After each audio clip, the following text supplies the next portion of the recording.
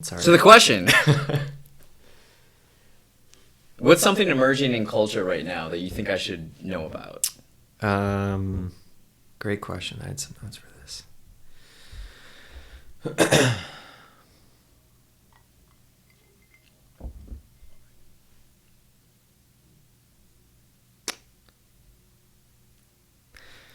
So I think in culture right now, things that I find most interesting, and we talked a little bit about this earlier before we started recording, but and again, I exist in the fashion world and the startup world and more the creative world. And something that I've noticed that I actually really like is creatively just really embracing the imperfections. And I think a lot of this has to do with the rise of social media, specifically Instagram. And when Instagram first came out and you had those kind of first batch of Instagram influencers, I felt like everything was perfect, right? Everything was like polished and edited, and there was a filter on it. And I feel like that's starting to make way for this new era of really embracing our imperfections, kind of the perfectly imperfect, which I think is a great thing. Whether it's a selfie image or being silly with yourself, or even as specific of a detail as if you're producing a photo shoot, you zoom out and you see the seamless backdrop, or you see the other camera in the shot, right? Yeah. You kind of pull back and you see the magic being created, because the reality is this isn't reality, right? It's all overproduced. It's all pre-produced. There's a lot of thought that goes into this. And I think people are starting to become just disenchanted with the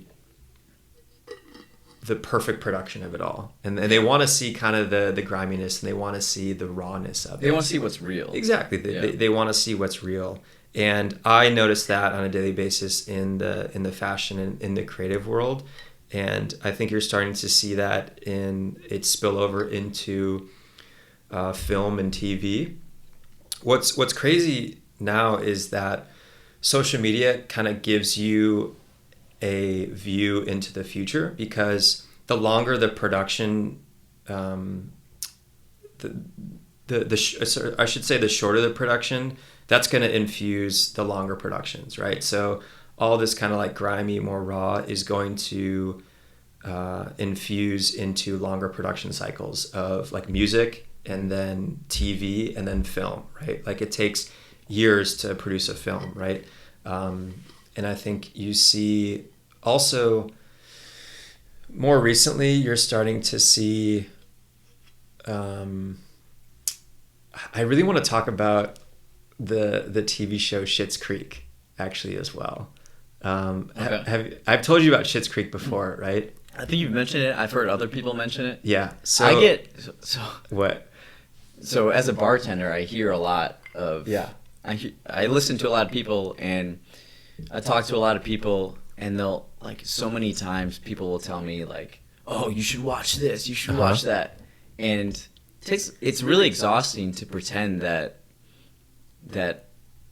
I'll like watch it. I don't watch TV shows. I don't. I don't consume a whole lot. I don't watch TVs. I don't watch movies. Yeah.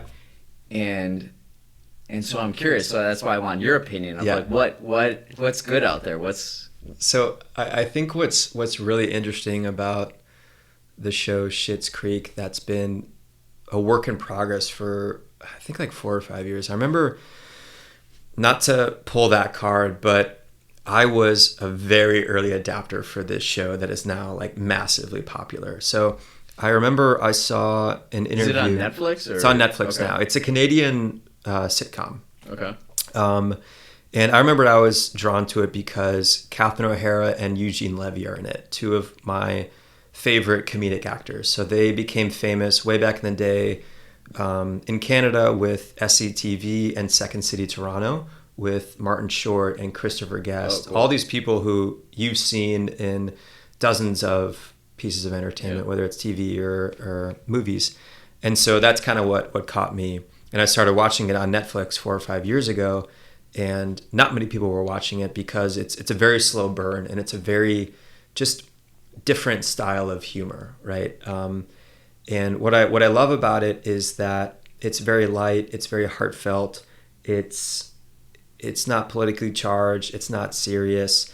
It has a good heart to it, right? And a lot of that has to do with Dan Levy, the creator and co-creator, just creating this world that is fun and enjoyable and lighthearted and funny, and the performances are great. And it feels like every year I kept hearing more and more about it, and it's one of these amazing pieces of art that really only became popular because of word of mouth, and because it became part of our culture just because of conversations like this, like, hey, you should watch this, right? The same way, now that I think about it actually here, the same way a new app becomes popular, right? No one is I used to work in technology, and no one is searching on Google like, what are the new apps out there, right? You didn't, like, how did you find out about like Uber or Airbnb, right? Yeah, like through one of your friends or family members, right? You don't search like, what are the new hot apps, what are the new hot shows? Maybe more so new hot shows, but anyway, it really became so popular through word of mouth. It really is so popular because of the fans. Like, it's a Canadian sitcom. Like, that doesn't become popular in the mainstream America through PR or through a paid social media campaign or through anything. It became popular because it's a well-written show. It has a good heart. It has good performances. It's fun to watch. I'm sure there are a lot of other factors that I'm looking past, but I'm just so happy that this show has done so well. And one of the reasons why I'm so happy is because other production houses are going to try to capture that magic.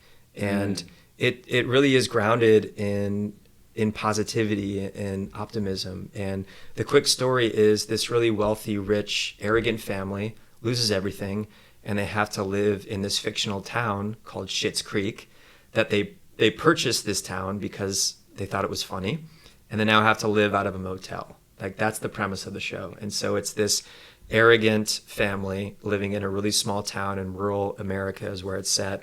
And it turns out to be, they turn into just really good people. And it's really funny and heartfelt. And I can't speak highly enough of it. But what excites me is that I think that type of show, that type of entertainment, we really need that right now in such a divisive and such a polarizing environment. And I love that shows like that exist because it started as a word of mouth show, and I feel like that type of power is so hard to harness, and it's very easy to harness negativity, right, and extremism on the opposite side. But what's really powerful are moments like this, shows like Schitt's Creek, and so I'm really excited that exists, and I hope it influences a lot of creative projects in the future.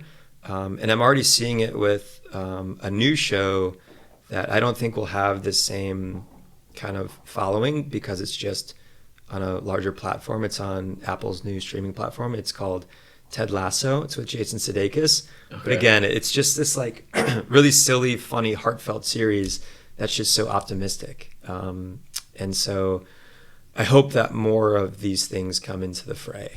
And I think they will.